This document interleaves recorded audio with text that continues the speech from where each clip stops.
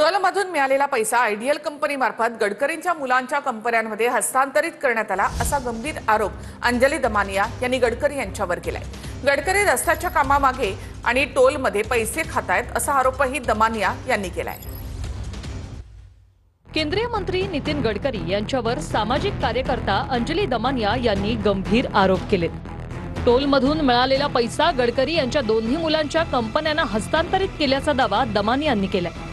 Tolls थोपवले आणि त्याच्यातनं मिळालेला पैसा हा आयडियल मध्ये आला। आयडियल मधनं त्यांच्या दोन्ही मुलांच्या कंपन्या त्यांना ते एक थेट कंपनी बनवून त्यांच्या मुलांच्या हातात हवाले केली गेली असाच माझा थेट आरोप आहे। ज्याला express way man of India म्हटलं जातं, त्यांचा गौरव केला जातो, तो माणूस प्रत्येक किलोमीटर मागे पैसे खातोय, त्यांच्या टोल मध्ये पैसे खातायत। दरम्यान दमानियांचे आरोप पूर्णपणे खोटे असल्याचं केशव उपाध्ये म्हणाले।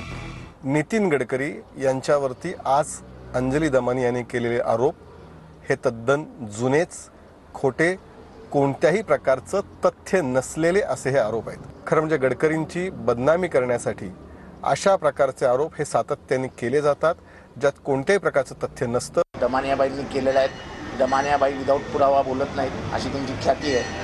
आता याच्यावरती आपण उद्या आज दमानियाबाई बोलले असतील, आपण 2-3 दिवसानंतर बोलूया। नितीन गडकरींच्या विरोधात एक मोहीम सुरू करण्याची सुपारी अनेक लोकांनी घेतलेली आहे हे या निमित्ताने मी सांगू इच्छितो।